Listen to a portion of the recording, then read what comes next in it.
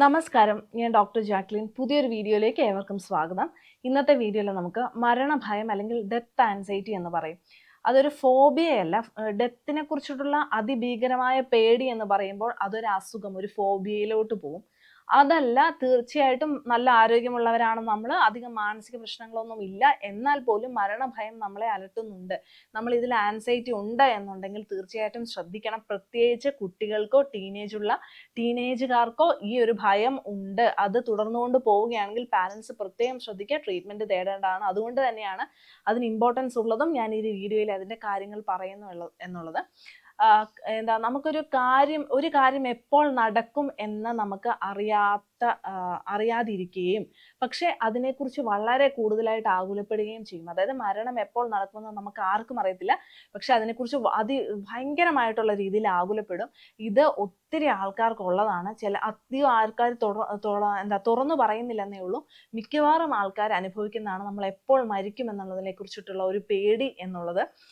പക്ഷേ ചില ആൾക്കാർക്ക് നമ്മൾ മരിക്കുന്നതിനെ കുറിച്ചുള്ള പേടിയായിരിക്കില്ല, നമ്മളെ ഡിയർ ആയിട്ടുള്ള ആൾക്കാർ, അതിപ്പോൾ പാർട്ട്ണർ ആവാം, അതുപോലെ തന്നെ കുട്ടികളാകാം, പാരൻസ് ആവാം, ഇങ്ങനെയുള്ള ആൾക്കാർ മരിക്കുന്നതിനെ കുറിച്ചും ഭയങ്കര ഒരു പേടി അല്ലെങ്കിൽ ആൻസൈറ്റി സൂക്ഷിക്കുക.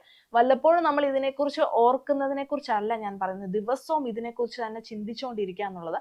നമുക്കറിയാം നമ്മുടെ ടൈം പാസ് ചെയ്തു പോകുന്നത്, അല്ലെങ്കിൽ 5 വർഷമോ 10 വർഷമോ കടന്നുപോയി എന്ന് നമുക്ക് ചിന്തിക്കുമ്പോൾ അത് നമുക്കൊരു പെയിനോ അല്ലെങ്കിൽ ചിലപ്പോൾ നമ്മൾ ചിന്തിക്കുന്ന ആ സമയത്തേക്ക് നമുക്കൊരു ആകുലതയും ഉണ്ടാക്കും. എന്നാൽ ഇതിനെക്കുറിച്ച്, ഈ സമയം പാസ് ചെയ്യുന്നതിനെ കുറിച്ച് കൂടുതലായിട്ട് ആലോചിക്കുകയും മരണത്തിലോട്ട് അടുത്തുകൊണ്ടിരിക്കുകയാണല്ലോ എന്നുള്ളതിനെ കുറിച്ച് കൂടുതലായിട്ട് ചിന്തിക്കുകയും ചെയ്യുമ്പോൾ അതൊരു ആൻസൈറ്റി ആയിട്ട് മാറും. അപ്പം ഇതിനെക്കുറിച്ച് നമ്മൾ ചെയ്യേണ്ട കാര്യം, ലൈഫ് സ്പാൻ എന്നുള്ളത്, മനുഷ്യന്റെ ഒരു ആയുസ് എന്നുള്ളത് ഇൻഫിനിറ്റ് അല്ല എന്നുള്ളത് ചിന്തിക്കുക. അതിനെക്കുറിച്ചുള്ള ബോധ്യം വരുത്തുക. നമ്മൾ എല്ലാ കാലവും ജീവിക്കാൻ വേണ്ടിയിട്ടുള്ളവരല്ല. മരണം എന്നുള്ളത് ആനിമൽസിനും മൃഗങ്ങൾക്കും മനുഷ്യർക്കും ചെടികൾക്കും എല്ലാം ബാധകമായിട്ടുള്ള വളരെ കോമൺ ആയിട്ടുള്ള ഒരു കാര്യമാണ്. ഒരിക്കൽ സംഭവിക്കും. അത് ആരും അതിൽ നിന്ന് രക്ഷപ്പെട്ടിട്ടില്ല എന്നുള്ളൊരു ചിന്ത വന്നാൽ തന്നെ നമുക്കൊരു ധൈര്യം കിട്ടും. അപ്പൊ ഞാൻ എവിടെയോ വായിച്ചിട്ടുണ്ട്, എവിടെയാന്ന് ഓർമ്മയില്ല. അതായത് എവ്രി മാൻ ഹാസ് 2 ലൈഫ്സ്. എല്ലാ മനുഷ്യനും 2 ജീവിതമുണ്ട്. അതായത് ആദ്യത്തെ ജീവിതം എന്നുള്ള പറയുന്നത് നമ്മൾ ജീവിക്കുന്നതും, രണ്ടാമത്തെ ജീവിതം എപ്പോഴാണോ തുടങ്ങുന്നത് എന്നുള്ളതാണ് പറയുന്നത്. അത് നമ്മുടെ ജീവിതം ഒന്നേ ഉള്ളൂ. നമ്മൾ മരിക്കും എന്നത് നമ്മൾ റിയലൈസ് ചെയ്യുമ്പോൾ, അതായത് അതിനെക്കുറിച്ചുള്ള ഒരു ബോധ്യം നമുക്ക് എപ്പോൾ വരുന്നോ അപ്പോഴാണ് നമ്മുടെ രണ്ടാമത്തെ യഥാർത്ഥ ലൈഫും അത് ഹാപ്പി ആയിട്ടുള്ള ലൈഫും സ്റ്റാർട്ട് ചെയ്യുന്നത് എന്നുള്ളത് വായിച്ചിട്ടുണ്ട്. അപ്പോൾ അതാണ് അതിൻ്റെ ഒരു ഫാക്റ്റ് എന്നുള്ളത്. എന്നാലും നമ്മൾ എന്തിനാണ് ഇതിനെക്കുറിച്ച് ആകുലപ്പെടുന്നത്? അത് ചില മാനസികമായിട്ടുള്ള ചില ധൈര്യക്കുറവ് എന്നുള്ളതാണ് ഇതിൻ്റെ ഒരു ആൻസർ എന്നുള്ളത്. അപ്പം ഞാൻ ഇതിനെക്കുറിച്ച് പറയുന്നത് ചെറുതായിട്ട് ചിന്തിക്കുന്നത് കൊണ്ടല്ല.